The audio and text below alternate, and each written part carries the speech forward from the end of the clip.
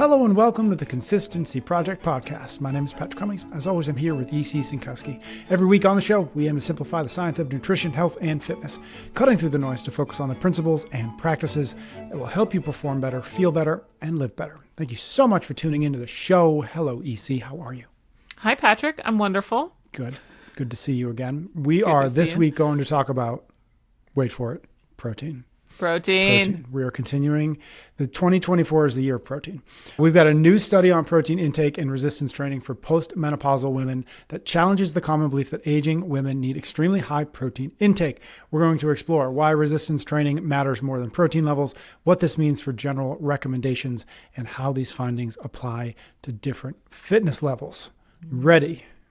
Ready. Let's do a little bit of background, even though I feel like we do talk about this often, these two subjects. We do. Where did this idea come from, and what do we need to know to get into it?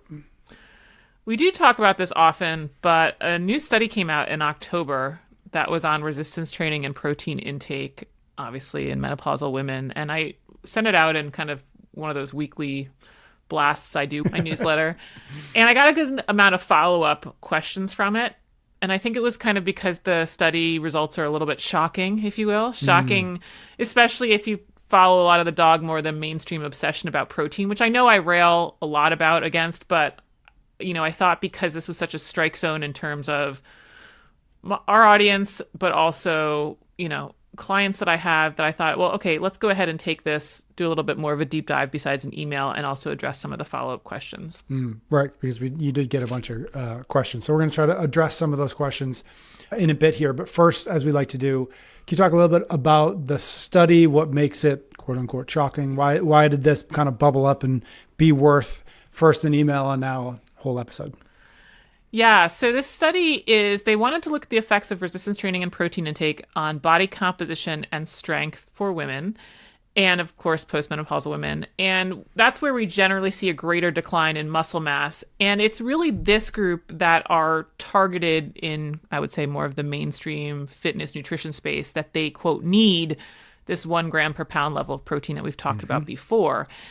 And so what they did is they took otherwise healthy postmenopausal women, average age in the upper 50s, and they divided them first into two groups. A group that was going to be doing resistance training, and then a group that was not resistance training, really no exercise at all. And then they took each of those two groups and divided into two more groups. So one that was getting a higher protein diet, and then one that we could say was getting kind of a normal protein level. So basically there ended up being 4 different treatment scenarios. A group that was really doing nothing different from where they started. They weren't doing any resistance training, and they were kind of just staying at their regular protein intake. We would call this the control group.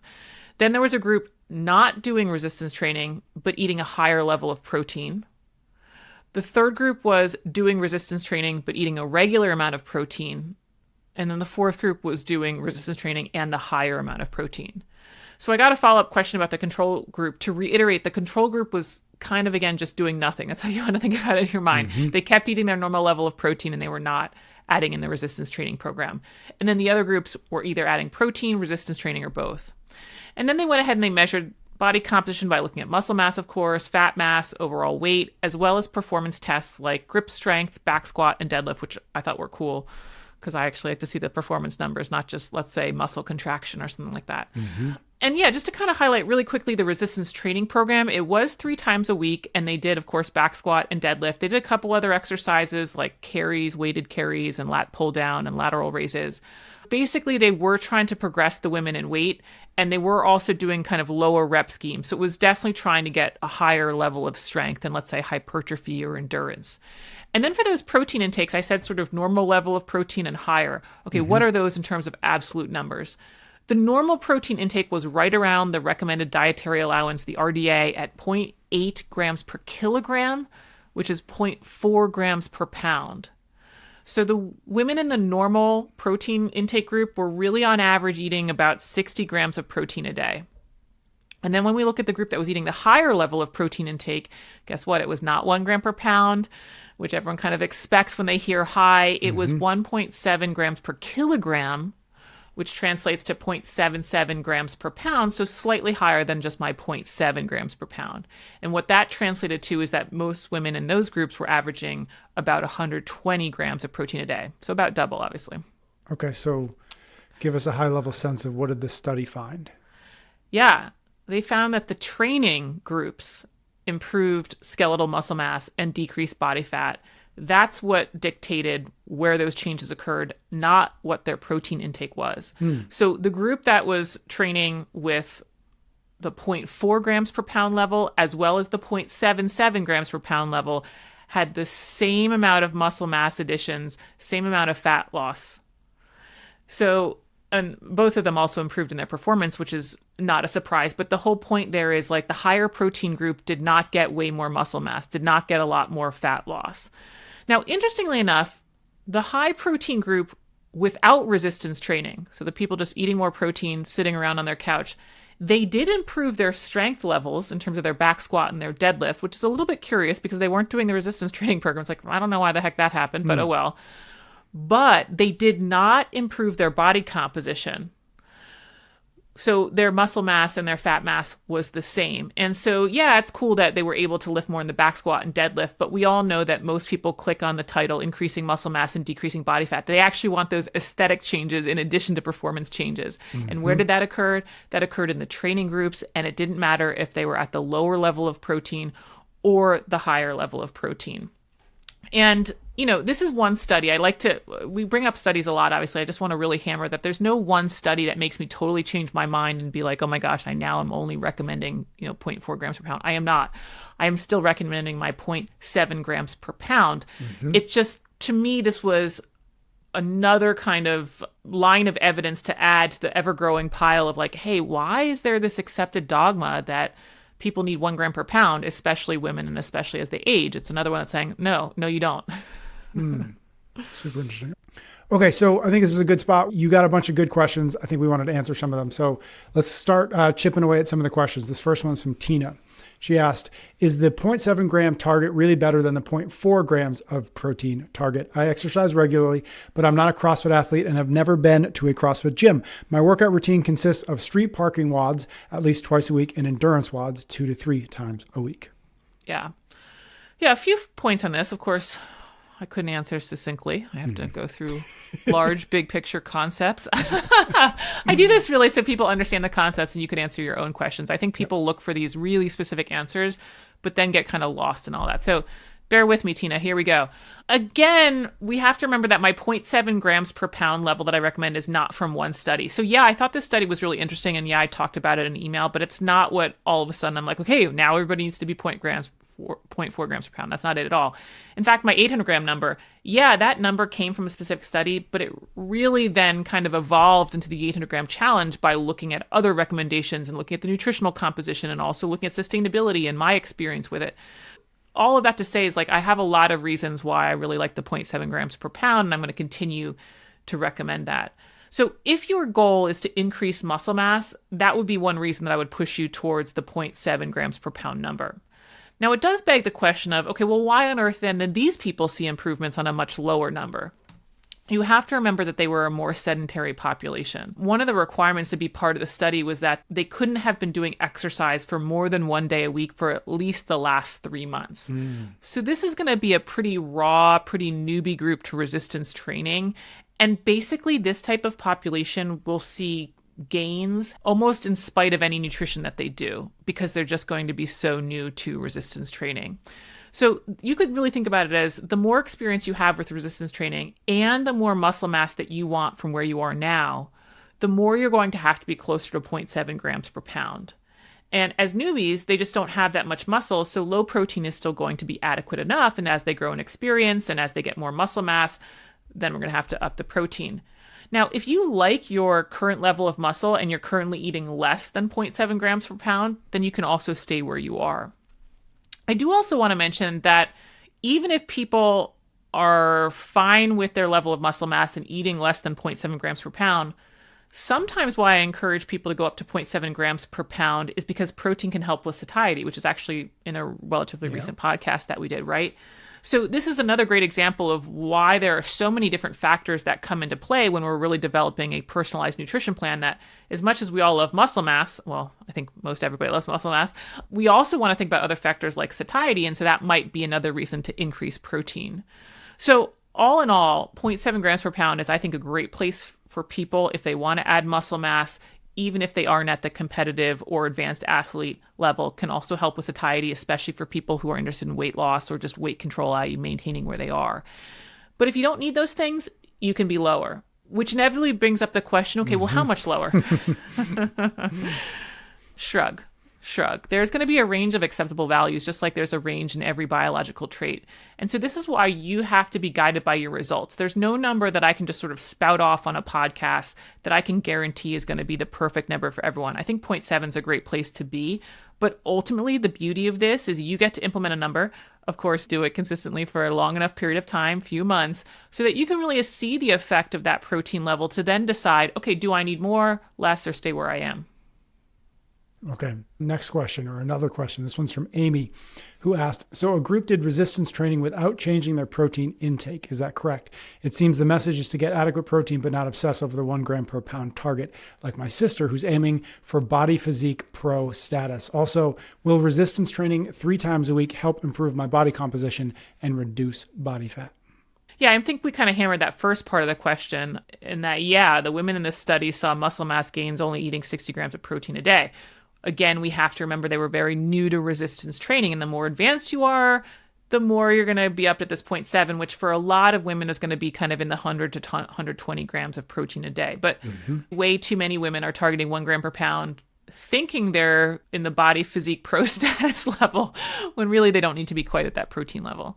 I also like to remind people, like, just think through it, that protein is really only for your lean tissue. Like, yes, that includes your muscles, but also your skin, your hair, your bones, organs, all that stuff. But we all know that your body weight, your total body weight, is not all lean tissue. So when you say I need a 1 gram per pound, that would have to assume that everything on your body is lean tissue. And it's just not. I mean, that's why we all have certain body fat percentages. Now, certainly the more lean you get and the more muscle you get, the closer those numbers are going to be. But again, until you're at that status, you're well overshooting at the 1 gram per pound. Okay, to the second point here, will resistance training 3 times a week help improve body composition and lose fat? Generally, yes, but lots of things will help you do that, right? And so this is, again, where we can kind of latch on to a specific and kind of miss the concept. I also want to just really highlight that part of achieving this goal also necessitates a caloric deficit. So resistance training can, of course, help create a caloric deficit, but without tracking intake, many people end up just eating back the calories that they burn during the exercise, because once you work out a bunch, guess what? Your appetite goes up, right? And so we see this a lot, that many people will add exercise, but they don't really change their body composition, and it's just because they haven't addressed the diet. So in terms of the 3 times a week, I also just want to highlight that I don't know that resistance training has to be 3 times a week. I think it sort of depends how you define resistance training. Some people kind of use resistance training to mean anything with an external weight, even light to medium dumbbells, and let's say a CrossFit Metcon or a street parking workout. If that's how you're thinking about resistance training, then certainly you could do it 3 times a week or more. But this study, the way that they were working up in weight and the rep schemes, it was more of kind of like a heavier strength day. We kind of talked about that in more recent fitness episodes that we did with listener questions. I think a lot of people will do really well with a split that has 1 to 2 of those days a week, and then 1 to 2 days a week of more cardio days, and maybe 1 to 2 days a week of more CrossFit, street parking type of workouts. So it could be only like 2 days a week that you really think, okay, these are the days that I'm, going heavy, of course, going heavy for you. But again, remember with exercise, we get really into these details of exactly how many days and exactly what the splits should be, but we really, above all else, need consistency in exercise, and then effort within that consistency before you worry about that perfect split of, okay, is it 2 days, is it 3 days, or anything like that. Third, and I think the last question we've got, this one's from Lynn, who said, I noticed in the paper that caloric intake was significantly higher in the protein group. The training plus high protein group consumed about 1,850 calories per day, while the training plus regular protein group consumed on average 150 calories less. So the protein was added to the diet rather than replacing other macros. I guess maybe the last part was perhaps the question. Yeah, they were wanting to know ultimately, like, hey, what would have happened if the calories were equal between these two groups? The first thing I want to point out is Lynn is partially correct here in that she's saying that protein was added to the diet versus replacing because the higher protein group had a higher number of calories. I would say some of the calories were displaced. It wasn't just a true addition, that it was like a partial displacement. And that's because the higher protein group was eating about 60 grams more protein per day. Protein has 4 calories per gram, so 60 grams more of protein per day is 240 more calories. But that would be only 240 more calories if the person was eating like pure protein, just drinking straight egg whites. Most people don't like to do that. They're going to eat their protein grams in kind of some mixed foods. So probably to get those 60 extra grams of protein, they're probably going to do it in about 400 calories or so.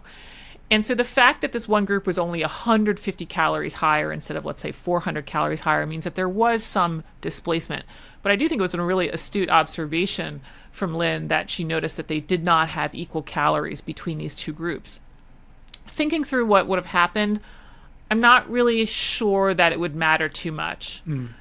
Maybe the training plus the higher protein group could have had a slightly better body composition improvement if their calories were lower and matched the regular protein group, partially because when we digest and absorb protein, we burn more calories in that process.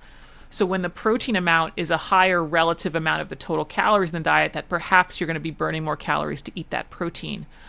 I just think in this case, the difference between the two groups isn't that big that it's really going to make up all of this extra fat loss.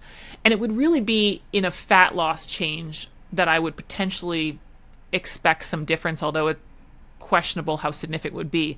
I do not think that there would be any changes between the muscle mass gain because, again, these groups are just newbies to training, that I think their caloric intake and their protein intake is going to result in very similar training gains because they're just in this newbie status where, again, they could almost eat anything and they'd probably see these muscle mass changes and strength changes because of what we would expect from the training stimulus. You mentioned that this study, this article wasn't, you mentioned that no single thing is going to change your mind on your recommendations, but this one specifically didn't change your mind about the 0.7 grams. So walking away from this article, what are your big takeaways? Clearly this did something for you because, again, you sent an email out and we're doing an episode on it. So what are the big takeaways for you having read through this? Yeah, I mean, I've certainly ranted on this 1 gram per pound level enough, but in so many ways, I think ultimately exercise is your nutrition hack. I think it helps people develop the identity as being a healthy person. I think it's a easier way to adopt that identity than to being able to overhaul your whole diet. And so I think that can help create then a pattern of behavior and an identity to then tackle nutrition. But here, in this case, I think exercise can be your nutrition hack because you need the training to necessitate that level of protein intake. I think people forget that it's the resistance training when you're doing these sessions and the weight is really heavy and the body is struggling to contract or to pull your body up or to lift the deadlift. That is the stimulus that tells your body, wow, I need more muscle to get through all of these tasks in life. And so you have to have that stimulus of the challenge for your body to be like, oh, I need bigger quads. Oh, I need bigger biceps. You don't, just by eating more protein, your body's not going to be like, oh, this person needs bigger biceps. There's no stimulus to necessitate that. It needs to have that challenge to then be able to adapt and overcome that challenge.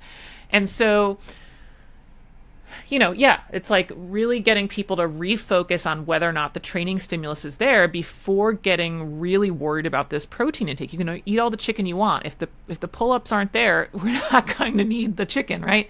These statistics on how we're doing in terms of diet, I say them all the time, but also in terms of exercise are not so great. Only 31% of Americans are meeting the CDC guidelines for strength training, which is kind of 2 times a week, not even 3 times a week, 2 times a week of full body resistance training. Now, I'm sure our audience skews much higher than that average, but it's still kind of like the fruits and veggies statistics. Like, it's such a large number of people who aren't doing it that it's the overwhelming majority. And I think that's the message that we really need to hear, that it's more about the training, the intensity in that training, than it is about this optimal protein intake. I do also want to remind people kind of why we hone in on this kind of menopausal group, especially with the loss of muscle mass, is I think there's a lot of factors going on. We've certainly talked about that before, that life priorities change, orthopedic pains accumulate, all these other things which make, working out with intensity difficult as we age, true for men and women. Some of the reasons why we see this muscle mass decline for women, especially with menopause, is we actually have estrogen receptors in our muscle fibers.